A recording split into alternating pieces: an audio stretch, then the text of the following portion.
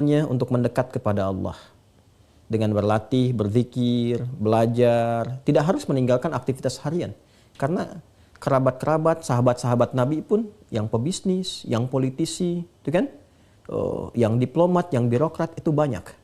Tapi mereka malamnya masih sempat tahajud. Yang kata Imam An-Nawawi dalam kitab At-Tibyan fi Adab Hamalatil Quran itu sampai khatam Al-Quran. Utsman bin Affan, Tamim Ad-Dari, ya, dan sebagainya. Banyak sekali pejabat-pejabat, bahkan di militer Nabi punya 38 sahabat yang panglima dari 12.000. Itu mereka ketakwaannya tinggi, zikirnya tinggi. Nah, mereka naikkan levelnya dari yang wajar menjadi tinggi, sehingga harapannya dengan itu semua selalu ada dalam perlindungan Allah Subhanahu wa taala. Jadi ketakutannya bukan ketakutan biasa lagi, bukan standar, tapi naik di atas itu, cuma sifatnya positif. Sifat takut positif ini adalah sifat takut yang mengantarkan dia selalu berada dalam perlindungan Allah.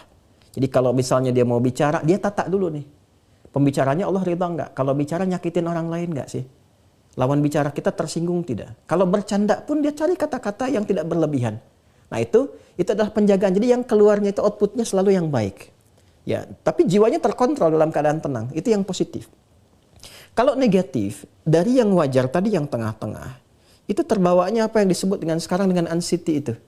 Kegelisahan yang tidak wajar. Sedikit-sedikit gelisah. Sedikit-sedikit penasaran. Sehingga yang keluar dari situ apa? Pertanyaan-pertanyaan yang tidak wajar. Ya, pikiran-pikiran yang tidak wajar. Sehingga memberikan bahkan beban kepada pikiran, bukan ketenangan. Karena normalnya kalau dia menjadi khasyah yang positif atau khauf yang netral, itu pikiran nggak terbebani. Masih biasa. Tinggal dia berikhtiar mengatasi itu. Tapi kalau sedikit-sedikit dia mendapatkan kegelisahan yang memberikan beban kepada pikiran, itu was-was dari syaitan. Yaitu was-was. Dan setan memberikan ketergesa-gesaan. Innamal ajalatu minasyaitan, kata Nabi. Ketergesa-gesaan itu dari setan. Ya, untuk bersikap dan sebagainya. Maka bagaimana keluar dari situ? Mendekat kepada pilihan-pilihan zikir. Ya, yang pertama adalah membangun kekuatan keyakinan dengan Allah. Berlindung, kata Nabi, kepada Allah dari godaan setan. Anda bisa mengatakan satu di antara doa yang Anda bacakan, Rabbi inni a'udzubika min hamazatis syayatin wa a'udzubika rabbi ayyahdurun. Jadi kalau sedang hadir kegelisahan-kegelisahan, apa yang orang kenal dengan anxiety misalnya, ya, kegelisahan yang tidak wajar, yang tadi saya sampaikan ke aspek ke sebelah kiri, maka segera permohon kepada Allah berlindung. Ya Allah, aku berlindung kepadamu dari kehadiran setan yang memberikan was-was dan kegelisahan yang tak wajar. Ya kan?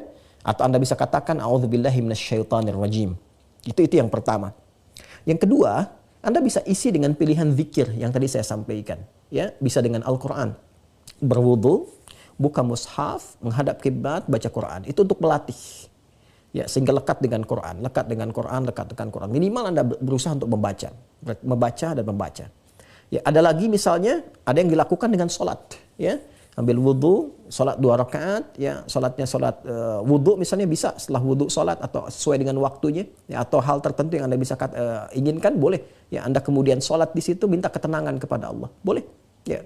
Ada lagi misalnya Anda cukup mengatakan zikir-zikir yang agung, la ilaha illa anta subhanaka inni kuntu minadh dhalimin, ya. Atau saya ajarkan doa, ini untuk menenangkan hati. Ini doanya tersambung secara maghfurat, ya. Allahumma ati nafsi taqwaha wa zakkiha anta khairu man zakkaha anta waliyuha wa maulaha. Ini doa yang sering saya biasakan baca, minta ketenangan, ya, ketentraman, ya. Saya ulangi, ya. Allahumma ati nafsi taqwaha. Duhai Allah, anugerahkan kepada jiwaku pengendalian dalam takwa. Wa zakkiha anta khairu man zakkaha. Dan bersihkanlah ia dari segala gangguan dan kotoran, karena engkaulah yang maha untuk melakukannya. Anta waliyuha wa maulaha, engkau pemilik dan pengendalinya. Saya ulang, ya. Allahumma ati nafsi taqwaha wa zakkiha anta khairu man zakkaha anta waliyuha wa maulaha. Itu doa asalnya. Kalau dihadapkan pada situasi yang besar yang berpotensi melahirkan kegelisahan, ini bukan muncul dari kita tiba-tiba, tapi hal yang besar yang akan kita hadapi, menghadap seseorang, menghadap ini, dan berpotensi kita agak khawatir atau takut, maka baca doanya Nabi Musa, ya, yang di surat Thaha itu, Rabbi shrahli sadri wa yassirli amri wahlul 'uqdatam min lisani yafqahu qawli. Nah, itu diantaranya. Sedangkan yang kedua, bagaimana menanamkan rasa takut kepada anak. Anak itu bening, jernih, dan hanya mendapatkan pantulan dari lingkungan sekitarannya. Itu yang kata Nabi, kullu mauludin yuladu 'alal fitrah. Setiap yang lahir itu berada dalam fitrahnya. Jadi anak itu baik, bersih, bening, gitu kan? Nah, kemudian juga cenderung kepada kebaikan. Tapi fa'abawahu, lingkungan sekitaran, yuhawidani au yunassirani au yumajjisani, memberikan pengaruh kepada dia. Nah, maka hal terbaik kata Al-Quran, ya Al-Quran dulu, menjadikan anak itu dekat dengan Allah, takut kepada Allah yang positif tadi itu, bentuk lingkungan di keluarga yang baik. Orang tuanya dulu praktekkan. Ya, sholat, berjamaah sama-sama, ayah jadi imam, ibu ada di situ, anak melihat, mencontoh. Ngaji Quran, ngaji dulu bareng-bareng. Jadi kalau orang tuanya minta, tapi orang tuanya nggak pernah ngaji, anak akan melihat. Itu yang dimaksudkan. Jadi lingkungan ditata, soleh dulu, itu spirit Quran surah ke-3 Ali Imran, ayat 35 sampai 37.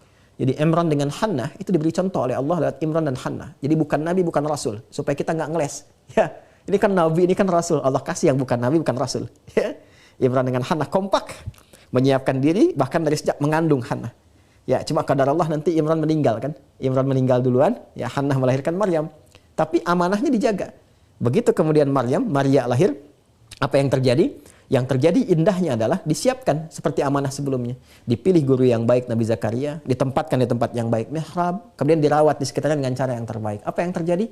Jawabannya fataqabbalaha rabbuha biqabulin hasanin wa ambataha nabatan hasana. Selanjutnya, ketika orang tua benar-benar berikhtiar seperti tadi yang disampaikan, harta berikan yang halal, doa minta kepada Allah, ayat 36 yang berdoa, doa minta kepada Allah Subhanahu wa taala, berikan harta yang halal, bangun lingkungan yang kondusif, cari guru yang baik. Biarkan selanjutnya kata Allah, saya yang menjaga anak itu berada dalam penjagaan yang terbaik. Itu spiritnya. Dan prakteknya ada di Quran surah 31, Luqman ayat 13 sampai dengan 19. Wallahu ta'ala alam.